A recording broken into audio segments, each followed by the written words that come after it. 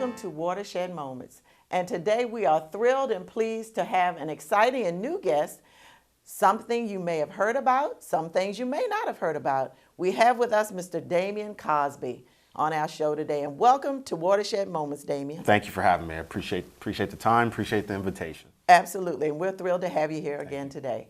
Anyway, we'll start with the Damian Cosby story, and we have to start at the beginning. All right. So tell us a little bit about your early years, Damian. All right. Well, I was born in Washington, D.C. We all know where that is. Yeah, we all know where that is.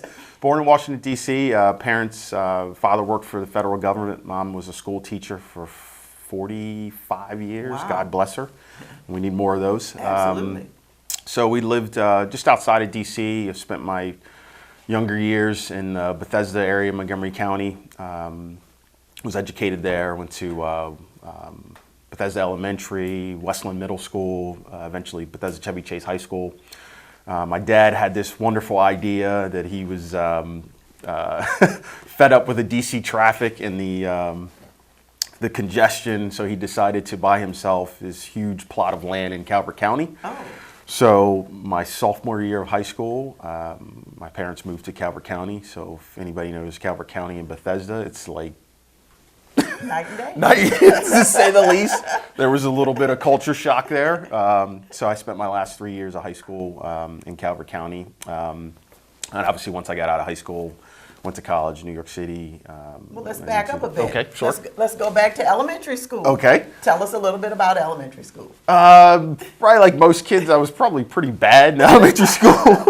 I remember, being in the principal's office numerous times. And I was, probably just a ton of energy and I didn't do anything bad, just, knucklehead stuff. Mischievous. Yeah, and that most kids are, and some, well, not most kids, some kids are. That's right. And then you went on to middle school. And I went on to middle school, same sort of thing, and and it was funny because actually, in hindsight, it's always 20/20. But looking back, I kind of understand why I was probably a little mischievous. My mind works pretty quick. Okay. I get bored quick. Ah. So my wife always laughs at me. Somebody asks us to go to dinner, and I'm like, all right, I got to do something else. I'm like, I can't sit here for 2 hours. I got Right. So looking, and I really enjoyed college because it was more of the professors making you think instead of them telling you what the answers are.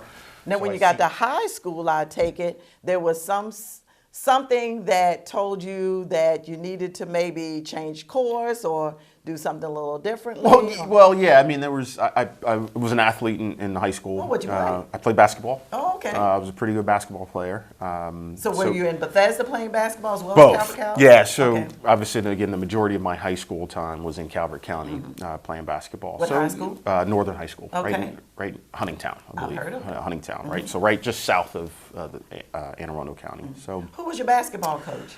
basketball coach was a great guy. His name is Rick Weber. Okay. He's the principal of Huntingtown High now, Okay. I believe. He was actually an assistant coach at Old Dominion University for several years. I believe he played college ball at Radford. Just a great guy, and I always credit him with him teaching me how to play basketball. And some other teachable moments as well? Yeah, there's a ton of them. I mean, I'd say most of my teachable moments probably came from my parents. Again, my mom being an educator for 40 plus years, my dad being a government employee. And, people ask me all the time, who I looked up to and, especially playing basketball, is your role model Michael Jordan or Magic Johnson? And I always say my role model's always been my father, without a doubt. He can be prickly around the edges, very similar to I am. I can be a little prickly at times, but he loved his family. He worked hard. He would do anything for anybody at any time. During my formative years, and we've had people who stayed at our house that were in their family situation wasn't ideal. He opened his home to them. He opened his wallet to them. Just all around, just a great guy. And my mom, same way, just dedicated to her craft, dedicated to her kids. So that's where I took all those keys from my parents and try to implement those in everything I do every day with my family and with my job. And A lot my of interaction. positive core values. Absolutely, Yeah. a ton of them. Church, faith, family, friends, just being dedicated to those people you love and loving unconditionally. And I was, like I said, I was mischievous and bad, and got into all kind of stuff that I didn't need to be doing. Again, nothing bad, Right. just knucklehead stuff, Right. nickel and dime stuff. And You have my any parents. siblings? I do. I've got two older sisters. One sister, Nikki, real name's Anita. We call her Nikki. Lives with her husband, who's a retired, I think, lieutenant colonel in the Army. And no disrespect, Fred, if you're a full-blown colonel, please, I don't remember. They live in Texas, and then my older sister, or excuse me, my closest sister, Sean, still lives in the area. And those two, my mother and my two sisters, got all of the creative genes in the family. They are extremely talented. My sister's a dancer and model, actress. She's just phenomenally talented. She's just super creative. One of those people who can think something up in her head and just make it happen. My dad and I don't have that gene. We're more of the, give me a set of numbers and let me fix a problem. We can nail that. Everybody's got their skills. Everybody's got, and I know my lane and I stay in it. And thank goodness we're all not the same. Yes. We need all those skills and talents, yeah. and that gets us along the way. Yes. And even if you don't have them, seeing someone else have them makes you appreciative Oh, of what they I have. appreciate what they do. And my mom was an educator for 40 some odd years, and part of her curriculum, she taught English and drama and TV production. Whoa. So I'm kind of used to this setting. I've seen it before, and she would direct plays and produce plays, and I've seen, you name it, I've seen it. Stuff from Broadway, off-Broadway, locally, and actually it's funny, she took my two daughters, her and I, were at Glen Echo Park yesterday watching a little kids play. So, and to see somebody that has that creative element, which I really don't have, I do appreciate it. I like musicians, artists, poets, you name it. So, unfortunately, I don't have that gene. That's all right. Yeah, you've got the genes you've got. Yes. And the skills and and I'm talents happy that with you them. have. I'm happy Absolutely. with them. Now, Yeah, high school, you graduated. Yep. And, Yep. Went on to? Went on, played a little basketball. Went to college. Where'd you go? I went to Allegheny Community College, which is up in Western Maryland. Mm-hmm. Played basketball there, and then I went on to St. Francis College in New York and played a little basketball there. So. Now, what part of New York is St. Brooklyn, Francis? right downtown. Okay. So if everybody has ever seen Law and Order, where they do Yes. the court buildings, it's really we're literally My right up favorite the show. street. Yeah, I can imagine. Literally right up the street. So did that, and once I got out of school, came back to this area. What degree did you get? I get a degree in Associate in Arts, and just a hair short of getting my degree in sociology, criminal justice. So yeah, so I'll eventually go back and finish it. So you were at St. Francis? Yep. And graduated from there, and from there you decided to? Well, like most young people, you don't actually know where you want to go or what you want to do. So once I came home, I really didn't want a job, like an office job. So I guess I'll take a step back. So not only I play basketball, but I'd started to get into golf a little bit when I was in college. So looking when I came home, I played just kind of recreationally. And does your dad play golf? He does not. He's played golf one time in his life. I took him to play once in Florida, and that was the only time he ever played. So I kind of got into golf. I was watching, my parents used to take us to Disney World every year for spring break. I remember my dad had a sister who lived in Jacksonville. And I remember we were at their house, and the Masters was on, the Masters golf tournament. I didn't know what golf was, and just watching it because it was on, and my cousins played. And I remember watching Larry Mize, this was 1987, I believe. Larry Mize chipped in to beat Greg Norman on a playoff hole. And I just remember, I was like, oh, that looks kind of cool. I think I could hit that little ball. And one of my uncles played, one of my dad's brothers played, and he came up to the house one day, and he had some old golf clubs in his trunk. And he's like, here, you can have them. And my dad, with his big yard, and I would just go out in the yard and start whacking golf balls. So that's kind of how I started into golf. But anyway, so once I got out of school, I came home, and I got a job right here in Edgewater at South River Golf Links at the time. Wow. Yeah. You just applied, or how? I don't remember how. I don't know if I knew somebody. I think I might have known someone who knew someone, one of those type of deals, and luckily I got a job making a pretty decent wage at that time I was 20 years old or whatever I was. So, and I got to play free golf, which was fantastic. And I had a little cash in my pocket, and it was right near Annapolis. So I did that. Started out kind of at entry level, and worked my way kind of up through the ranks. With some people left and moved on to different things, and always had a kind of a talent for operations, making things go. I can't necessarily, again, get back to that creative gene. I really don't have that gene to come up with the idea, but I can make your idea work for you. Well, we need people on the second half of the idea. Yeah, so I was kind of good at operations and just, like I said, making things work. And I, kind of worked my way up through that, what's now Atlantic Golf.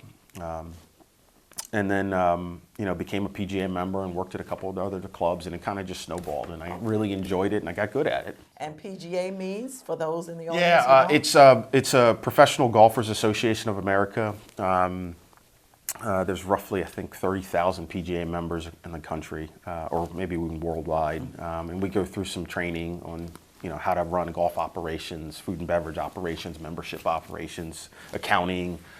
They give you it's basically like a business school. They train you on how to operate a golf facility. Now, where is that located? It's not located, well, I guess the home office is in Palm Beach, Florida. Oh, okay. Is where their home office, and that could be, forgive me for all the PGA members out there if that's wrong, but I believe that's where their home base is out of. But a lot of the training is done remotely. You can do it online, right, and that things, and you have to go do some testing, and they continuing education courses. They make you do, and just keep you abreast on the golf industry is like every industry is constantly evolving and changing, and they keep you abreast on kind of what the latest and greatest are. So, okay. And it benefits you, and everybody. I heard saying if you're not growing, you're dying. So if you're not continually training yourself and getting better at your craft, so. So do you have to get a referral or recommendation to yeah, actually you do. You have to. It's very similar, kind of the old school apprenticeships, if you remember, where you have to you work under somebody for so long, and they have to recommend you to the association. So it still does work like that. You have to. When you apply, you have to be working for what they call a Class A professional, somebody that's gone through all of that training and been certified by the PGA of America. And they have to recommend you for membership, and then you have to. There's 3 stages you have to go through to pass to become a member of the PGA. About how long is the process? It can take it can go as fast as you want it to go. There is certain time frames that you have to work through, and it can go from 18 months to some guys take 5-6 years to get through it. Right. But I've seen people do it as little as like 18 months. And I think it took me, I don't know, 3-4 years maybe. Just depends on life, because obviously. Right. So you can kind of do it at your own pace. Up to a certain point. They give you time frames you can complete things in. I think for each step, and again, I did this so long ago, it may have changed, but I believe when I was doing it, each step took you about 2 years. Or they gave you about 2 years to complete each step. So I tried to do it in, within that time frame. So. Okay. Now, anything in college that helped you, your major in college, did it help you? Nothing. No connection Nothing. At all. It was funny. It was funny because one of the, I don't mean to skip ahead, I don't know if you plan on talking about this, but one of the planning meetings we had on purchasing Eisenhower from Annapolis, Anne Arundel County, from the city of Annapolis, was in a meeting with the CAO, Mark Hartzell, and I had presented a pro forma for what I thought the golf course would look like, projections out to, I think, like 2025, expenses, revenues. And it was pretty detailed, pretty extensive, and it's funny, he got up after we were done and he said, do you have an MBA? And I said, well, no, I studied sociology. And he kind of laughed and he's like, well, where did that come? I said, I said, who knows? Who knows? You got it along the way here? Yes, there. I picked it up, just picked it up along the way. No, nothing at all, nothing I studied or thought about in school had, helped me at all. And, it even is funnier. I had, going back to my days in Bethesda, had that northern northwest area of DC, Bethesda, Chevy Chase area has some really prestigious golf clubs in it. And I had these friends that their parents were members at these and they would, hey, we're gonna go play golf on Saturday. I'm thinking, golf? Like, I'm gonna go play basketball. Right. And now I think about that, I'm like, man, I could have taken advantage of all those times that those guys asked me. And they're probably now playing basketball. Probably, exactly. So, but anyway, so you went through the PGA process. Yes. Yep. And you were still at South County? So by the time I was a PGA member, I think I was, and again, you'll have to forgive me, this feels like so long ago. I don't think I was still there. I think I might have left Atlantic Golf and maybe moved on to a couple other clubs. I might have even been working at Compass Point when I actually got my membership. I could be wrong. Okay. Now, when you finally got to Anne Arundel County, tell us how that all came about. Yeah, so it was actually interesting. I had taken, I've been working for a long time in the golf industry. In the golf industry, and you mentioned this earlier, you can get burnt out in your profession. You can get burnt out. It's a lot of long days. When everybody else is playing, you're working. Weekends, holidays, summertime, long hours. So I got fried. There was a point I just said, I need a break. So I'd taken a break from managing clubs, and I had a friend who was actually working at Eisenhower and as the general manager. And I would call him and just ask him if I could come out and hit balls or play. And he's, oh yeah, sure. And then one day he was like, hey man, you want to just come help me out in the pro shop part time? I'm like, all right, it'll get me out of the house. I'll go do something a couple of days days of the week. And I did that, helped him out, and I guess somebody in HR got word that I was there and kind of knew my background, and so eventually a full-time position opened at Compass Point. And that's in Pasadena. That's in Pasadena, county-owned property as well. And they asked me to come up to Compass Point and head up their instruction program. So I did that for a couple years, and then the GM at Eisenhower, that job was vacant, and they asked if I would have any interest in that. And Eisenhower, everybody knows it's Eisenhower Crownsville. is Crownsville, yes ma'am. Yep. And everybody that plays golf in this area has played Eisenhower at some point or another. Either that or we've ridden by. Or you've ridden by it, absolutely. So I took advantage of that opportunity and was there as a general manager. Yep, and I was there for a couple years, and then I had another position came available in Ocean City, Maryland, at Ocean Pines Golf Course. So I left Eisenhower and went to Ocean Pines, worked there for a couple years, and eventually came back to Eisenhower. Yeah, so. So you've been at Eisenhower how long? Total, 2007 years. Okay. 7 years total. All right. Sounds give or take. And tell us some things that are going on at Eisenhower since the day you started there up until now. Since the day I started there, I had been, when I got there, I always thought my job was to tell the people we report to, our clients, the truth. And they may not like what I'm saying, but I'm going to tell you the truth. I'm not going to tell you what you want to hear. I'm going to tell you what the facility actually needs. And it's your option to take that advice and do anything with it or to ignore it. So from day one, when I got there the first time, I'd been telling our clients that there were some significant upgrades that the golf course needed. The guts of the golf course, the infrastructure was basically rotting, for lack of a better term. So that initial go around, that was obviously economic downturn, 2008, 2009, 2010. Nobody was investing money into anything. I mean, there was just no money to be had. Totally understand that. My second go around, I really, there was new leadership at Department of Recreation and Parks for the county, which is Rick Anthony, who is absolutely incredible. So a lot of what's happening there now is due to him, and obviously County Executive Steve Shue.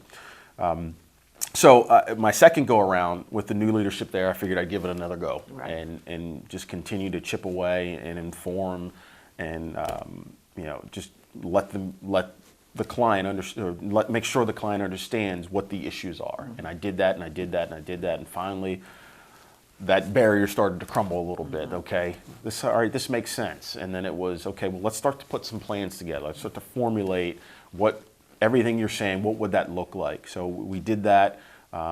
And that's kind of where we are today. I've kind of put all those plans together to basically set Eisenhower up for the next 30 to 40 years. So it's going to be a place that people will be proud to be at, which it used to be. There used to be, I mean, And Eisenhower was it. I mean, that was, everybody been there, wanted. 50 It's years? been since the late 60s. It's 52 years old now. Okay. So, and really no major investment in 52 years. And I remember saying, I think one of the first times we met, I think I said, there were several of us sitting at a table at Eisenhower, and I think I said, nobody here has a 50-year-old car. They've never changed the tires in it. I said, but that's what we're looking at with Eisenhower. It's a 50-year-old car that has never had the oil changed, it's never had the belts changed, it's never had the tires changed. Wow. That's a good way of looking Yeah, at it. and And that's impactful when you Yeah, say that. yeah, and that's really what it is. And you know, I take pride in, or try to take pride in, I don't try, I do take pride in everything I do. And I took ownership of Eisenhower. And I felt bad for the courses, because that's a living, breathing thing. You made it your child. I did. I took ownership of it, and I said, it's my responsibility to make sure this place gets turned around. And I put my head down, and every time somebody said no, I said, that's not good enough. And I just kept plowing forward, and that's where we are. So it's... Relentless, like the Ravens. I'm a DC guy, so no comment. No comment there. No comment. I had to think. But I'll tell you that I'm not a Ravens hater. I'll say that. Okay, I'm well, not good. a Ravens. I respect Ozzie. I wish Ozzie would relocate to DC. Maybe the Redskins would do a little better. We hope Kirk Cousins will come through this year. But anyway, that's a story. That's for a whole another nother day. story. Yep. Another sport. But anyway. Yeah, so Eisenhower's going to be, when it's all said and done, it's going to be something, even the residents that don't play golf are going to be proud. They're going to be able to drive by or come visit the clubhouse for a drink or a sandwich and be very, very happy. Now tell us some specific things that Sure. will be going on at Eisenhower. Yeah, so I don't want to call it a reconstruction, because we're not really changing Eisenhower.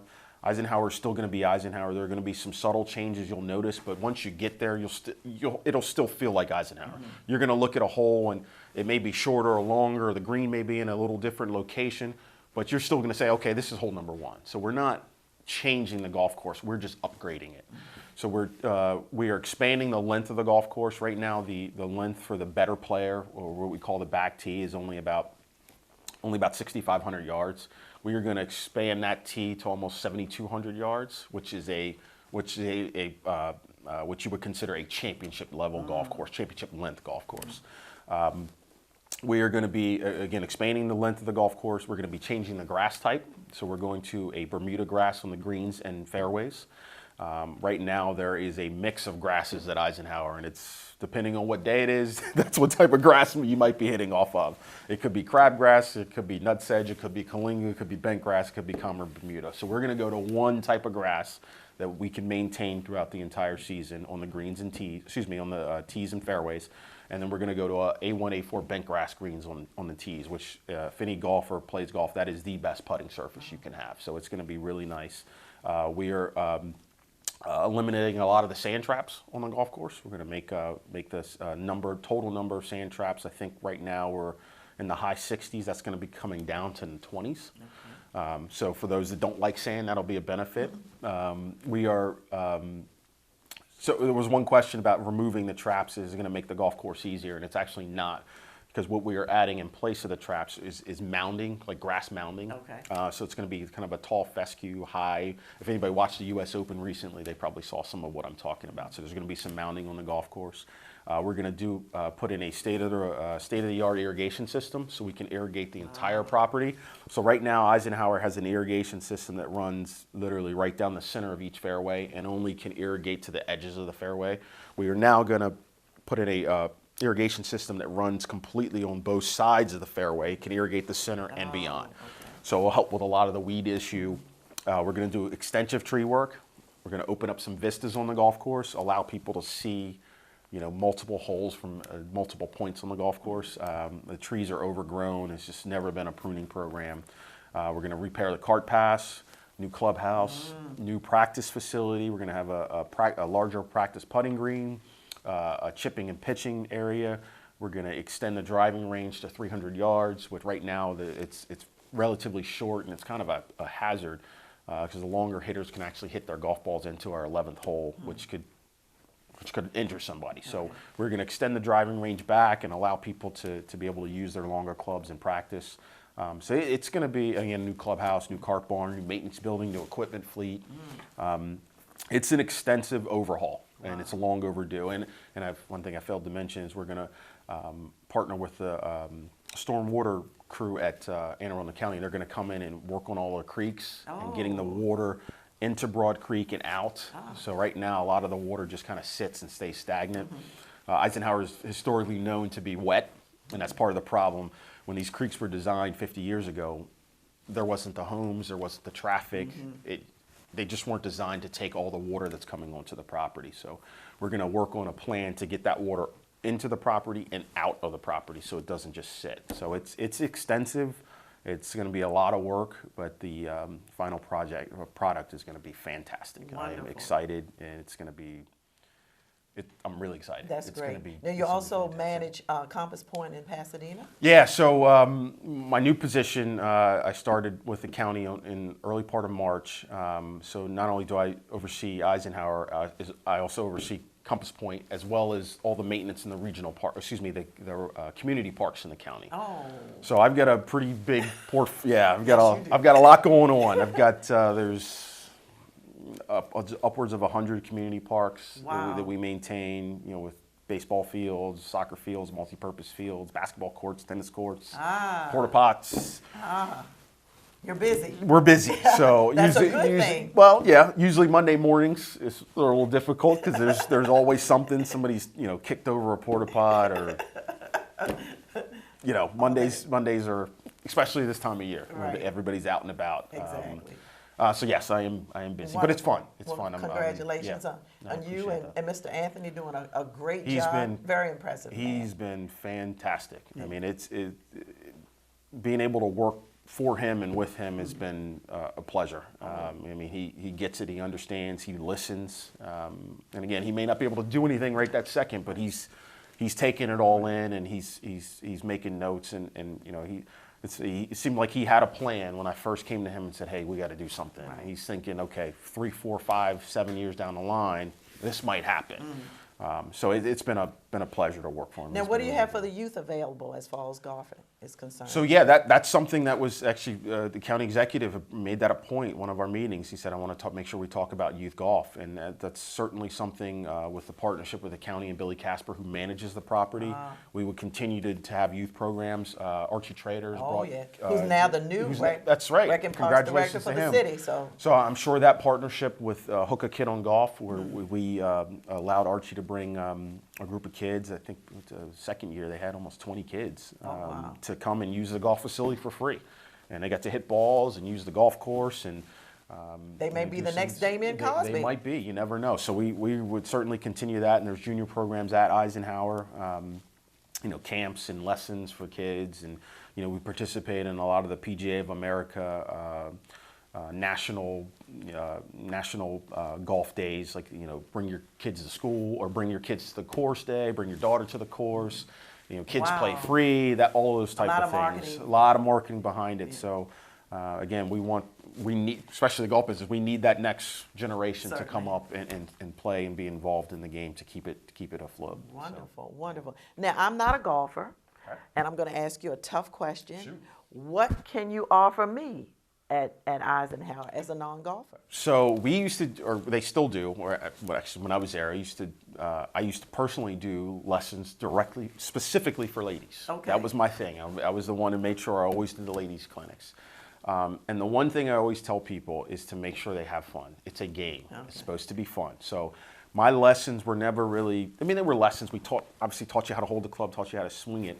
But I wanted to make sure everybody had fun. Okay. And that was the one takeaway I always wanted anybody in the group to get. And there were ladies that are now serious golfers, and they're part of our leagues now that we're in our classes. And so yeah, we offer it from ages 8 to 80. Oh. Yeah, anybody can come. There's no limit to when or how early. Well, I'd say how early, just because of attention span. So how old, it doesn't matter. Anybody can come play, and there's lessons available for you. And it's pretty affordable? It absolutely. So again, getting back to that partnership with the PGA of America, they run a program called Get Golf Ready in 5 days. So it's 5 one-hour lessons for $110. Oh, okay. So you can go to a private instruction for an hour, could be $100. And that would be a nice gift for a holiday time? Absolutely, Or it's a great gift. If you have somebody that might be interested, or a spouse that you'd like to get interested, you can get them one of those packages. Get Golf Ready in 5 days. We give you basically everything all the ammunition you need to go play.